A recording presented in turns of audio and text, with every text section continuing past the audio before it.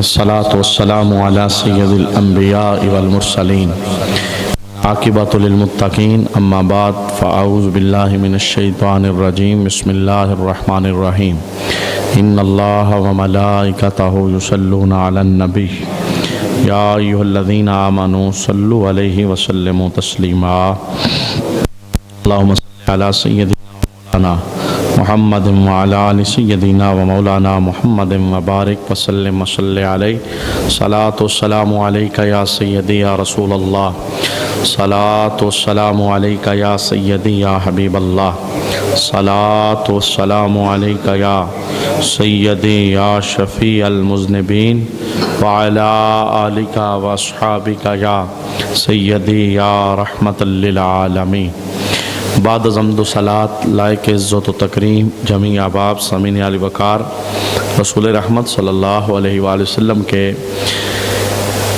نور کے ظہور کے حوالے سے ہماری گفتگو جاری تھی۔ جمعۃ المبارک کی نشست میں آقا حضور رحمت عالم صلی اللہ علیہ وآلہ وسلم کا نور جناب آمنہ کے بطن کے اندر منتقل ہوا، پھر وہاں سے دنیا کے اندر کے نور کا ظہور ہوا اور کچھ انوار اور تجلیات ہم نے جمعہ کی نشست کے اندر انہیں سماعت کیا۔ آج وہاں ہی سے گفتگو کو ہم آگے بڑھائیں گے۔ آقا حضور رحمت عالم صلی اللہ علیہ وآلہ وسلم کا نور پاک جس وقت بطن آمنہ کے اندر منتقل ہوا تو اللہ رب العالمین نے خازن جنت کو، دروغہ جنت کو جس کا نام رضوان ہے، اسے اللہ نے حکم دیا کہ جنت الفردوس کے دروازے کھول دے اور زمینوں اور آسمانوں میں اعلان کر دو کہ آج نور والا اور بشیر اور نذیر نبی بطن آمنہ کے اندر منتقل ہو چکا ہے۔ یعنی اللہ رب العالمین کی طرف سے اہتمام کیا گیا، خازن جنت کو اعلان کرنے کا کہا گیا، ایک تو جنت کے دروازوں کو کھول دو اور دوسرا یہ ندا دے دو اور اعلان کر دو کہ بشیر اور نذیر نبی، نور والا نبی وہ جناب آمنہ کے بطن کے اندر منتقل ہوا ہے۔ حضرت عبداللہ بن عباس رضی اللہ تعالی عنہما آپ ارشاد فرماتے ہیں کہ جب رسول اللہ صلی اللہ علیہ وآلہ وسلم جناب آمنہ کے بطن کے اندر نور کی صورت میں تشریف فرما ہوئے تو قریش کے جتنے جانور تھے سب نے بولنا شروع کیا، وہ سارے بولے اور بول کے انہوں نے کیا کہا؟ ان سب نے بول کے کہا رب کعبہ کی قسم رسول اللہ آمنہ کے بطن میں تشریف فرما ہو گئے ہیں۔ یہاں پر ایک بات قابل توجہ اور قابل غور ہے، آپ کو تھوڑی دیر کے لیے حیرت ہوگی، یعنی اب روایت یہ آگے بڑھے گی۔ جانور سارے بولے، درندے سارے بولے اور سمندر کے اندر مچھلیاں وہ ایک دوسرے کو مبارکبادیاں دے رہی تھی۔ کائنات کی کوئی چیز ایسی نہیں تھی جس کا نام مخلوق ہو اور وہ بول کے مبارک نہ دے رہی ہو کہ آج رب کا نور وہ بطن آمنہ کے اندر منتقل ہو گیا۔ رسول رحمت صلی اللہ علیہ وآلہ وسلم فرماتے ہیں فضلت علی الانبیاء بست، باقی نبیوں پر 6 چیزوں میں مجھے فضیلت دی گئی، باقی کسی اور نبی کو یہ 6 چیزیں نہیں ملی لیکن اللہ نے مجھے یہ 6 عطا کی ہیں۔ ان 6 میں سے ایک، وہ 6 ہمارا عنوان نہیں ہے، ان 6 میں سے ایک سرکار علیہ الصلوۃ والسلام فرماتے ہیں ارسلت الی الخلق کافہ، اس سے پہلے جتنے نبی آتے رہے وہ ایک علاقے کے نبی ہوتے تھے، ایک شہر کے نبی ہوتے تھے اور ایک جزیرے کے نبی ہوتے تھے، ایک قوم کے نبی ہوتے تھے، لیکن جب میں دنیا کے اندر آیا ہوں ارسلت الی الخلق کافہ، رب نے مجھے ہر مخلوق کا نبی بنا کے بھیجا ہے۔ مخلوقات کو ہم نہیں گنتی کر سکتے، رول معانی اور رول بیان کے اندر ہے 18,000 مخلوقات ہیں اللہ رب العالمین کی، ہم تو 3 4 5 6 7 تک کی آشنائی رکھتے ہیں۔ چونکہ اللہ نے ہر مخلوق کا رسول بنا کے بھیجا ہے تو جس کے آپ رسول بن کے آئے ہیں اس نے رسول اللہ کی آمد پر مبارکبادیاں پیش فرمائی ہیں۔ چونکہ آقا حضور رحمت عالم یہ کوئی عجیب بات نہیں ہے، یعنی یہ کوئی انجمے والی بات نہیں ہے۔ جب آقا حضور رحمت عالم صلی اللہ علیہ وآلہ وسلم نے رسالت کا اعلان کر دیا تو جانوروں سے حضور کا کلام ہوتا رہا، جانوروں سے حضور کی باتیں ہوتی رہی، باقاعدہ حدیثیں سند کے ساتھ موجود ہیں۔ جب ام سلمہ کہتی ہیں کہ میں رسول اللہ صلی اللہ علیہ وآلہ وسلم کے ساتھ جا رہی تھی تو جنگل میں ایک طرف سے مجھے آواز آئی، کوئی کہہ رہا تھا یا رسول اللہ یا حبیب اللہ۔ ام سلمہ کہتی ہیں ہم نے ادھر توجہ کی، بولنے والا کوئی بندہ نہیں تھا، بولنے والی کون تھی؟ ایک ہرنی بول رہی تھی، وہ صدا دے رہی تھی یا رسول اللہ یا حبیب اللہ۔ ام سلمہ کہتی ہیں کہ میں رکی، سرکار بھی رک گئے، حضور نے اس ہرنی کی جانب دیکھا اور دیکھ کے کہا الا کی حاجہ، تیری کیا حاجت ہے؟ تو اس نے کہا یا رسول اللہ یہ سویا ہوا بندہ، اس نے مجھے پکڑ کے قید کیا ہے، یہ سامنے پہاڑ ہے، اس کے دامن کے اندر میرے بچے ہیں، میں بچوں کو دودھ پلانا چاہتی ہوں پر اس نے مجھے قید کیا ہے اور یہ اب سویا ہوا ہے، آپ قریب سے گزرے ہیں، چونکہ آپ میرے بھی نبی ہیں اور میں آپ کی امتی ہوں، میرا حق بنتا ہے کہ جب آپ میرے پاس سے گزرے ہیں تو میں اپنی ببتا آپ کو سناؤں۔ اب اس پوری گفتگو کو جناب ام سلمہ ریکارڈ کر کے وہ امت کے سامنے پیش کر رہی ہیں۔ تو آقا حضور رحمت عالم صلی اللہ علیہ وآلہ وسلم نے پھر اس ہرنی کو وہاں سے کھول کے آزاد کیا اور کہا تو جا دودھ پلا کے واپس آ جا۔ اور جب بعد میں اس اعرابی کی آنکھ کھلی تو وہ جانتا نہیں تھا سرکار کو، غصے ہو گیا، اس نے کہا آپ نے میرا شکار کھول دیا، میں نے اتنی محنت سے اسے پکڑا تھا۔ میرے محبوب علیہ السلام فرمانے لگے اعرابی پریشان نہ ہو، تیرا شکار وعدہ کر کے گیا ہے، وہ دودھ پلا کے بچوں کو واپس ضرور آئے گا۔ اب اعرابی اس بات پہ حیران تھا، لیکن ام سلمہ کہتی ہیں تھوڑی دیر کے بعد وہ ہرنی وہ حضور کے قدموں کے اندر آ کے اپنا سر رکھتی ہے اور اعرابی کو سرکار اس کی رسی پکڑا دیتے ہیں۔ اور پھر اعرابی جس وقت اس منظر کو دیکھتا ہے کہ ہرنی ان کے ساتھ بات بھی کرتی ہے، ہرنی ان کے ساتھ وعدہ کر کے واپس بھی پلٹ آتی ہے، ہم دوڑ لگا کے پکڑتے ہیں اور یہ بلاتے ہیں تو ہرنی آ جاتی ہے، تو اعرابی کہتا ہے حضور مجھے بھی کلمہ پڑھائیں، میں بھی مسلمان ہونا چاہتا ہوں۔ اس طرح کی بے شمار حدیثیں وہ کتب احادیث کے اندر موجود ہیں۔ جانوروں کے ساتھ حضور رحمت عالم صلی اللہ علیہ وآلہ وسلم نے کلام کیا، چونکہ سرکار کو اللہ نے ہر مخلوق کا رسول بنا کے بھیجا تھا، تو جب اللہ کسی کو کسی مخلوق کا رسول بنا کے بھیجے تو اس کی بولی بھی سکھا کے بھیجواتا ہے، اس کی بولی بھی رسول کو اللہ عطا کرتا ہے، زبان عطا کرتا ہے۔ کائنات والے تو نہیں جانتے، مشکات کے حدیث پاک ہے، میرے محبوب علیہ السلام جب ایک پگڈنڈی سے سفر کر رہے تھے تو اونٹ نے آ کے سرکار کے قدموں پر اپنا منہ رکھا اور وہ بل بلایا، صحابہ کہتے ہیں وہ بل بلایا، ہمیں سمجھ نہیں آیا کہ وہ کیا کہہ رہا ہے، تو سرکار علیہ السلام نے فرمایا صحابہ جانتے ہو اونٹ کیا کہہ رہا ہے؟ ہم نے کہا اللہ و رسول عالم، اللہ جانتا ہے یا اللہ کا رسول جانتا ہے۔ میرے محبوب علیہ السلام فرمانے لگے اس کے مالک کو بلاؤ، اونٹ شکایت کرتا ہے کہ مالک کام زیادہ لیتا ہے اور چارہ مجھے کم ڈالتا ہے۔ تو اس طرح کی بہت ساری حدیثیں ہیں جن کے اندر یہ بات موجود ہے کہ آقا حضور رحمت عالم صلی اللہ علیہ وآلہ وسلم چونکہ ہر مخلوق کے رسول بن کے آئے تھے، ہر مخلوق کے نبی بن کے آئے تھے اور ہر مخلوق پر آپ کا تذکرہ لازم تھا۔ عبداللہ بن عباس اسے بیان کرتے ہیں کہ جب ابھی دنیا میں نہیں آئے، ابھی تو جناب آمینہ کے بطن کے اندر ہیں، تو ہر وحوش، ہر چوپایا، ہر جانور وہ بول کے کہہ رہا تھا، ایک دوسرے کو مبارک بادیں دے رہا تھا کہ آج رب کا نور جناب آمینہ کے بطن میں منتقل ہو گیا۔ حضرت عبداللہ بن عباس اس روایت کو آگے بڑھاتے ہیں، کہتے ہیں کہ یہ جو آنے والا ہے وہ جانور کیا کہہ رہے تھے؟ ایک تو یہ کہتے تھے کہ نور آمینہ کے بطن میں منتقل ہو گیا، دوسرا جملہ یہ کہہ رہے تھے جو آنے والا ہے وہ دنیا والوں کے لیے مقتدا اور چراغ ہے، روشنی دینے والا، مقتدا جس کی پیروی کی جائے گی، کائنات جس کے پیچھے چلے گی، مقتدا بنا کے اللہ رب العالمین اسے دنیا کے اندر بھجوائے گا اور دنیا کے ہر بادشاہ کا تخت وہ گر جائے گا اور مشرق کے حیوانات مغرب کے حیوانات کو بشارت دینے لگے، مشرق والے مغرب والوں کو، مغرب والے مشرق والوں کو ایک دوسرے کو مبارکبادیاں دینے لگے کہ آج رب کا نور جناب آمینہ کے بطن کے اندر منتقل ہو گیا۔ عبداللہ بن عباس کہتے ہیں دریاؤں کے اندر رہنے والی مچھلیاں وہ ایک دوسرے کو مبارکبادیاں دینے لگی۔ اب ظاہر ہے یہ سارے معاملات نبی علیہ الصلوۃ والسلام نے بتائے ہیں اور ان کی زبان پر اعتبار کرتے ہوئے، یقین کرتے ہوئے وہ اس وقت بولتے ہیں جب اللہ انہیں بلاتا ہے، اور کوئی بھی اپنی زبان سے ایسی بات نہیں نکالتے جس پر اعتراض کیا جا سکے۔ اور میں آپ کو عرض کروں معجزہ ہوتا ہی وہ ہے جو عقل میں نہ آ سکے، جو بات عقل میں آتی ہے وہ معجزہ نہیں ہوتی، معجزہ اسی کو کہتے ہیں جو عقل میں نہ آ सके। और ऐसी बातों को अकल पर तोलना भी नहीं चाहिए। बंदा कहे यार सारी जिंदगी मैंने तो मछली को बोलते हुए नहीं सुना, मैंने तो किसी जानवर को बोलते हुए नहीं सुना, मैंने तो बकरी को कलाम करते हुए नहीं सुना, मैंने तो चींटी को बोलते हुए नहीं सुना। तो जब बंदा अपनी अकल पर तोलेगा फेल हो जाएगा। मोअज़ात के मुतल्लिक अकीदा ये रखना चाहिए, मोअज़ात अकलों में आ ही नहीं सकते। जो अकल में आए वो मोअज़ा नहीं होता, और जो अकल से मावरा हो उसे मोअज़ा कहते हैं। मोअज़ा हकीकत में नबी की शान को मनवाने का नाम होता है। कि देखो, अब देखिए ना, हज़रत जाबिर कहते हैं कि रसूलुल्लाह सल्लल्लाहु अलैहि वसल्लम के दरबार के अंदर में हाज़िर हुआ तो सरकार अलैहिस्सलाम के चेहरे अक़दस पर भूख के आसार थे। मैं घर आया तो एक बकरी थी, मैंने उसे ज़बह किया, गोश्त तैयार करके मैं हुज़ूर के पास गया कि सरकार आप आएँ, 2-4 सहाब साथ ले आएँ, और मैं महसूस करता हूँ कि आप चेहरे पर भूख के आसार हैं, आपकी मेरे घर के अंदर दावत है। तो आका हुज़ूर रहमत आलम सल्लल्लाहु अलैहि वसल्लम ने पूरे मजमे में ऐलान किया, सारे लोग आ जाओ, जाबिर ने तुम्हारे लिए खाना तैयार किया। हज़रत जाबिर कहते हैं मैं तो खुद परेशान हो गया, इतने लोगों का तो खाना है ही नहीं, 2 या 3 या 4 बंदों का, इससे ज़्यादा नहीं। लेकिन सरकार अलैहिस्सलाम बुला रहे थे। जाबिर कहते हैं फिर मैं मुतमिन हो गया, बुलाने वाला जाने और लाने वाला जाने, मेरे पास जो है मैं तो वो पेश कर दूंगा, लेकिन इसके अंदर जो बात समझने वाली है वो कौन सी है। सरकार अलैहिस्सलाम ने फरमाया भाई खाना शुरू करो।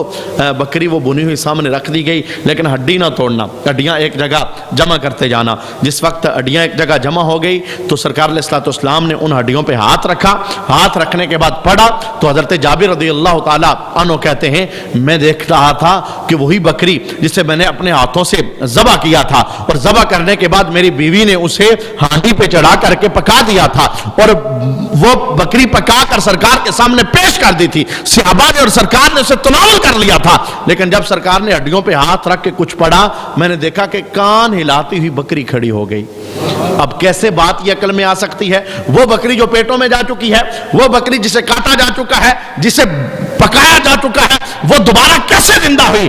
तो इसी बात का नाम मोअज़ा होता है। जो अकल में ना आ सके उसको मोअज़ा कहते हैं। और मोअज़ा हकीकी तौर पर लोगों को ये बात ज़हनों के अंदर डालने का नाम होता है। लोगों देखो, जब रब के नायब की ताकतों का ये हाल है तो रब की अपनी ताकतों का क्या हाल होगा। तो दरिंदे और मछलियाँ और सारे जानवर ये एक दूसरे को मुबारकबादियाँ देने लगे। आसमान से फरिश्ते, ये ज़मीनों का हाल था। जिस वक्त अम्मा आमिना के घर के अंदर सरकार अलैहिस्सलाम का नूर जलवा गर हुआ तो आसमान से फरिश्ते मुबारक एक तो आपस में मुबारक देने लगे, और सबको अल्लाह ने आर्डर किया सारे जाओ आज जनाबे आमिना के घर में हाजिरी देके आओ। फरिश्तों की कतारें और लाइनें लगी थी। और मैं तो कहता हूँ अगर थोड़ी देर के लिए बंदा ज़हन साफ करके बुग़्ज़ और अदावत की ऐनक उतार के देखे तो क्या ऐसा लग नहीं रहा कि आसमान से ज़मीन तक एक लंबा सा जुलूस बन गया है। फरिश्ते आ रहे हैं जनाबे आमिना के घर के अंदर हाजिरी देने के लिए, मुबारक देने के लिए कि आमिना तुझे मुबारक हो जाए, आज नबियों के इमाम की तेरे घर के अंदर अल्लाह ने आमद करवाई है। और इस बिशारत को जब फरिश्ते एक दूसरे के साथ दे रहे थे, और सिर्फ ऐसे नहीं, एक दूसरे से आगे बढ़ रहे थे, दौड़े लगी हुई थी। एक कहता था मैं पहले जाऊंगा, दूसरा कहता था मैं पहले जाऊंगा। आसमान की तरफ हूरों ने अपने सजे सजाए महल्लात को छोड़ा, और वो भी महबूब अलैहिस्सलाम की आमद के नगमे गा रही थी, क्योंकि आज दुनिया के अंदर वो आ रहा था जिसके लिए रब्बुल आलमीन ने पूरी कायनात को बनाया है। ये ज़मीन का जो फर्श बिछाया गया, आसमान का शामियाना लगाया गया, सितारों की कंदीलें लटकाई गई, ये जो दरियाओं की रवानी है, ये जो समंदर की तगयानी है, ये दरख्तों के साथ इस कायनात को सजाया गया है। इसको ना सजाया जाता अगर ज़ाते महबूब को दुनिया में ना लाया जाता। महबूब के आमद की खुशी के अंदर ये सब कुछ किया गया है। एहतमाम सारा सरकार अलैहिस्सलाम के लिए था, तो फिर कायनात का ज़र्रा ज़र्रा खुश क्यों ना होता, कायनात का ज़र्रा ज़र्रा मुबारकबादियाँ क्यों ना देगा। जनाब अब्दुल मुत्तलिब कहते हैं मैंने जिस वक्त इस सारे मामलात को देखा तो मेरा दिल अंदर से बड़ा खुश हुआ कि अल्लाह ने मुझे शान वाला नबी अता किया, शान वाला बच्चा अता किया, शान वाला बेटा अता किया। आज आया है तो हर तरफ से मुबारकबादियाँ, काबा मेरे घर की तरफ झुक रहा है, अजीब अजीब किस्म के वो अनवार और तजल्लियात उसका ज़हूर हो रहा है। मैंने अपने लाल को देखा तो देख करके मैं हैरान होगी। मैंने देखा कि हुज़ूर रहमत आलम दुनिया में आए हैं तो सुरमा लगा हुआ है। आपको पता है बच्चा दुनिया में आता है उसे गुस्ल की हाजत होती है, उसे नहलाना पड़ता है। मैं आप हम सारे इस अमल से गुजर के आए। कायनात के अंदर जो भी आया है اس عمل سے، فطری عمل سے گزر کے آیا ہے، لیکن جب میرے محبوب علیہ السلام آئے ہیں، اللہ رب العالمین نے محبوب علیہ السلام کے ساتھ اس طرح کا کوئی عارضہ لائق نہیں فرمایا، اس لیے آپ فرماتی ہیں خرج منی نور، نہلانے کی کوئی حاجت نہیں، عورتیں آگے بڑھی تھی تاکہ بچہ آیا ہے اسے غسل دے دیں، ہاتف غیبی سے آواز آئی تھی اے عورتوں انہیں غسل نہ دو، ہم نے غسل کروا کے بھجوایا ہے۔ کسی کا ہاتھ ہم اس کی نفاست کے اندر نہیں لگوانا چاہتے، کوئی غسل دے گا کہے گا کہ ہم نے غسل دیا ہے اس لیے سونے ہیں۔ حضرت آمنہ کہتی ہیں جب ہاتھوں پر اٹھایا گیا میں نے دیکھا ایک تو سرما لگا ہوا ہے، دوسرا میں نے دیکھا بالوں کے اندر تیل لگا ہوا ہے، تیسرا میں نے دیکھا خوشبو لگی ہوئی ہے، چوتھا میں نے دیکھا غسل دیے ہوئے ہیں، پانچواں میں نے دیکھا کہ آپ کا ختنہ پہلے سے ہو چکا ہے، اور چھٹا میں نے دیکھا کہ آپ کی ناف کٹی ہوئی ہے، اور ساتواں میں نے دیکھا کہ آتے ہی ساجدن ساجدہ میرا لال سجدے میں سر رکھ رہا۔ یعنی اس بچپنے کے حال کے اندر دیکھیں مصطفیٰ کریم علیہ السلام نے جب اپنا سر سجدے کے اندر رکھا ہوگا وہ کیفیت کیا ہوگی۔ اور یہ روایت بھی بیان کی گئی کہ محبوب علیہ السلام نے آتے ہی سجدے میں سر رکھ کر کے جملہ بولا تھا یا رب حب لی امتی، آتے ہی حضور نے امت کو یاد کیا تھا، اے اللہ میری امت مجھے ہبا کر دینا۔ تو آقا حضور رحمت عالم صلی اللہ علیہ وآلہ وسلم کا دنیا کے اندر ظہور، دنیا کے اندر آنا، اس وقت انوار اور تجلیات کی بارشوں کا ہونا، دریائے ساوا یہ ایک ایسا دریا تھا زمانوں سے اس میں پانی تھا، لیکن آقا حضور رحمت عالم صلی اللہ علیہ وآلہ وسلم تشریف لائے وہ دریائے ساوا خشک ہو گیا۔ آقا حضور رحمت عالم صلی اللہ علیہ وآلہ وسلم کی جلوہ گری سے جہاں اور بہت سارے انوار اور تجلیات کی بارش ہوئی، خصوصاً یہ شب میلاد، اس کے متعلق میں دو چیزیں آپ کے سامنے لازمی عرض کرنا چاہوں گا۔ اس سے پہلے ہم ایک جملہ شب میلاد کے متعلق سماعت کر چکے کہ شب میلاد یہ شب قدر سے بھی افضل اور اعلیٰ ہے۔ وجہ صاف ظاہر ہے، شب قدر کے اندر قرآن آیا ہے، لیکن یہ جو پاک رات ہے اس میں قرآن والا محمد آیا ہے، لہذا اس رات کو افضل اور اعلیٰ جاننا۔ اس سے پہلے میں نے آپ کے سامنے شیخ محقق جناب شیخ عبدالحق محدث دہلوی ان کے حوالے سے ایک حوالہ آپ کے سامنے عرض کیا تھا۔ آج دو چار حوالے اور اپنے ذہن نشین کریں کہ یہ رات بڑی اعلیٰ ہے، بڑی افضل ہے، مقدر والے روز اس رات کی قدر اور تعظیم کر سکتے ہیں۔ اس رات کے متعلق علامہ ساوی بہت خوبصورت جملہ لکھتے ہیں، آپ نے ساری راتوں کو بیان کیا، جو جو اعلیٰ راتیں ہیں، افضل راتیں ہیں، آپ نے اس کی ایک لسٹ بنائی اور بتانے لگے میں تمہیں بتاتا ہوں سب سے پہلے نمبر پر فضیلت والی رات کون سی ہے، دوسرے نمبر پر کون سی ہے، تیسرے نمبر پر کون سی ہے۔ جناب علامہ ساوی کہتے ہیں کہ سب سے پہلے نمبر پر جان تو کہ اللہ نے سب سے عظمت والی رات وہ رات بنائی ہے جس میں رب کا محبوب دنیا میں تشریف فرما ہوا ہے، یعنی شب میلاد، کل جو آنے والی رات ہے۔ اس رات کی عظمت کو بیان کرتے ہیں علامہ صاحب کہتے ہیں سب سے افضل، سب سے اعلیٰ۔ اس کے بعد آپ نے ساری راتوں کو تعریف فرمایا، کوئی رات آپ نے چھوڑی نہیں۔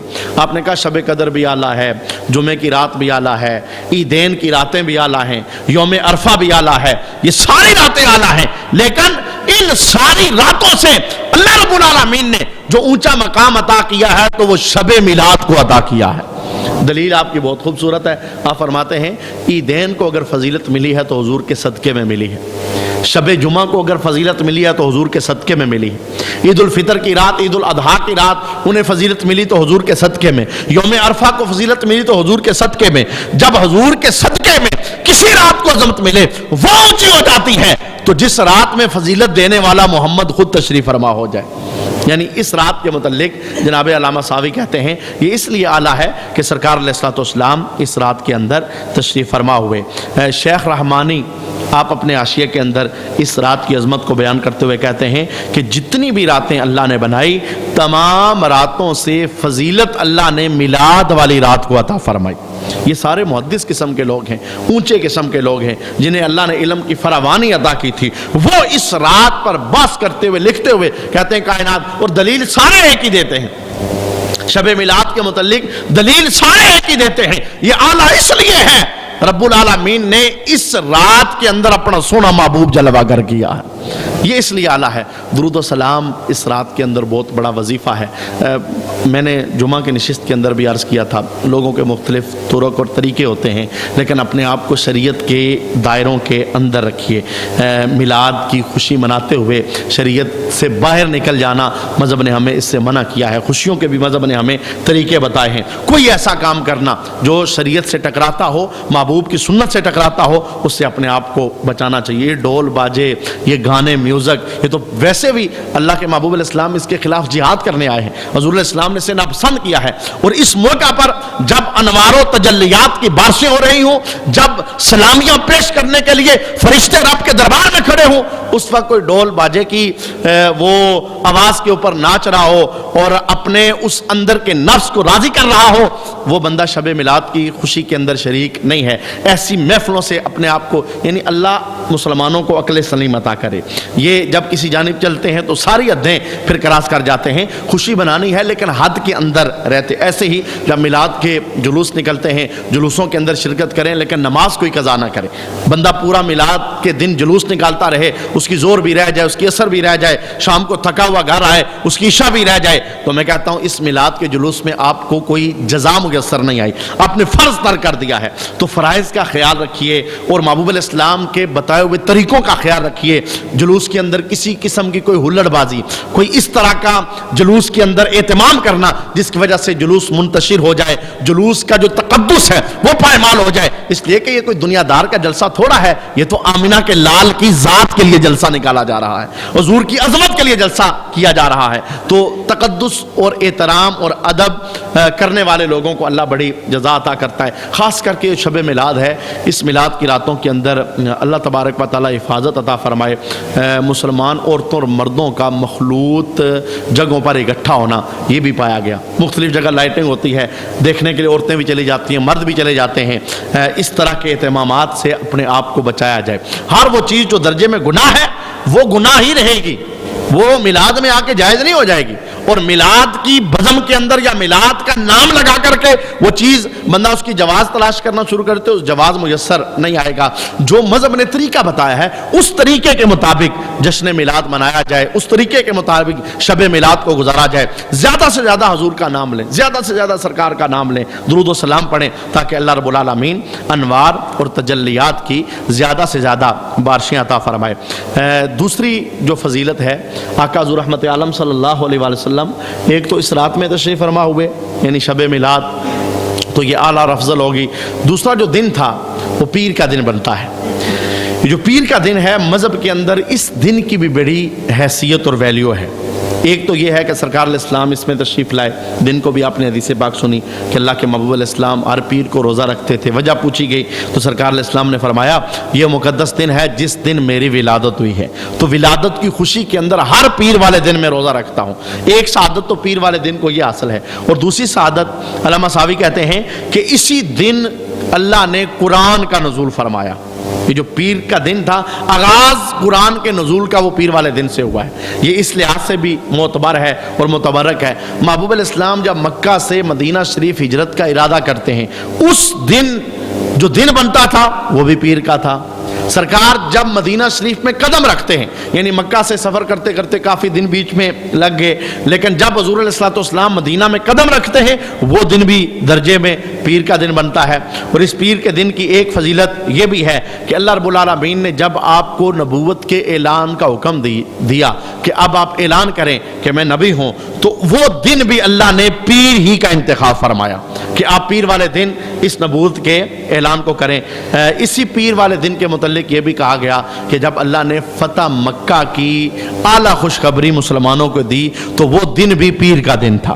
پیر کے دن کی یعنی بہت ساری معروف نہیں ہے، معروف ہمارے پاس یعنی جمعے کا دن ہے، ہم کہتے ہیں بڑی فضیلت والا ہے، سید الایام ہے اور مسلمانوں کی عید ہے، فضیلت والا دن ہے، لیکن پیر والا دن بھی ان خصوصیات کی وجہ سے یہ اعلیٰ ہے، افضل ہے۔ اور پھر اس میں جو سب سے بڑی خصوصیت ہے وہ یہ ہے کہ نبی پاک صلی اللہ علیہ وآلہ وسلم دنیا میں تشریف لائے تو بھی پیر کا دن تھا، اور جب حضور علیہ السلام نے وصال فرمایا، دنیا سے پردہ کیا، تو بھی پیر کا دن تھا۔ اس لحاظ سے حضور رحمت عالم صلی اللہ علیہ وآلہ وسلم کی ولادت نے، اور یہاں پر امام ابن حجر اسقلانی نے بہت خوبصورت جملہ بولا. آپ بحث کرتے ہوئے جملہ لکھتے ہیں. آپ فرماتے ہیں جب سرکار الاسلام کو اللہ نے دنیا میں بھجوانا تھا, رمضان بڑی فضیلت والا مہینہ تھا, اللہ نے رمضان میں کیوں نہیں بھجوایا؟ شب قدر پہلے ہی فضیلت والی متعین ہو چکی تھی, اللہ نے شب قدر میں کیوں نہیں بھجوایا؟ رات یہ والی ہوتی, مہینہ رمضان کا ہوتا جو سب سے اعلیٰ ہے, سب سے افضل ہے, جمعے کا دن فضیلت کے اعتبار سے پہلے ہی متعین ہو چکا تھا. امام ابن حجر اسقلانی کہتے ہیں جمعے والے دن محبوب کو دنیا میں بھجوا دیا جاتا, لیکن بہت خوبصورت خود ہی جواب دیتے ہیں. کہتے ہیں کہ اگر محبوب رمضان میں آتے تو لوگ کہتے اعلیٰ اس لیے ہیں رمضان میں آئے. اگر شب قدر میں آتے لوگ کہتے ہیں اعلیٰ اس لیے ہیں کہ شب قدر میں آئے. اور اگر شب جمعہ میں آتے لوگ کہتے ہیں اعلیٰ اس لیے ہیں کہ شب جمعہ میں آئے. رب کائنات نے فیصلہ کیا نہ معروف مہینے میں بھیجوں گا, نہ معروف رات میں بھیجوں گا, نہ معروف دن میں بھیجوں گا, میں مہینہ بھی نیا انتخاب کروں گا جسے زمانہ نہیں جانتا ہوگا, یعنی ربیع الاول کا مہینہ پہلے سے کوئی نہیں جانتا تھا. اب قیامت تک اس مہینے کو کوئی بلا نہیں سکے گا, تاکہ دنیا کو پتا چلے کہ مہینے کی وجہ سے انہیں فضیلت نہیں ملی, اللہ نے مہینے کو ان کی وجہ سے اعزاز عطا فرمایا ہے. اسی طرح جو شب میلاد ہے, اگر شب قدر میں حضور آ جاتے لوگ کہتے افضل اس لیے ہیں چونکہ شب قدر میں آئے. رب کائنات نے کہا نہیں, ہم ایک ایسی رات میں بھیجیں گے جس رات کو پہلے کوئی جانتا نہیں ہوگا, لیکن جب سونا اس رات میں آ جائے گا قیامت تک اس رات کو دلوں سے بلا کوئی نہیں سکے گا. یعنی شب میلاد وہ اعلیٰ اور عرفہ رات. اسی طرح جمعے والا دن فضیلت والا تھا, رب کائنات نے اس میں نہ بھیجا بلکہ پیر والا دن. اس سے پہلے پیر کے دن کی کوئی حیثیت نہیں تھی, کوئی اسے جانتا نہ تھا, معروف نہ تھا. جمعے کی فضیلتیں تو تھیں لیکن پیر کی کوئی فضیلت بیان کرنے والا نہیں تھا. رب کائنات نے پیر والے دن محبوب کو دنیا میں بھجوا کر کے ہفتے کے دنوں میں سے پیر کو بھی امتیازی حیثیت عطا فرما دی. اللہ رب العالمین محبوب علیہ الصلوۃ والسلام کی عظمتوں کے صدقے میں ہمارے گناہوں کی معافی فرمائے. اور یہ جو سیرت بیان کرنے کا, حضور کے زندگی کے وہ خوبصورت گوشے سننے سنانے کا مقصد یہ ہے اللہ ہمارے ٹوٹے رابطے محبوب کے ساتھ بحال فرمائے.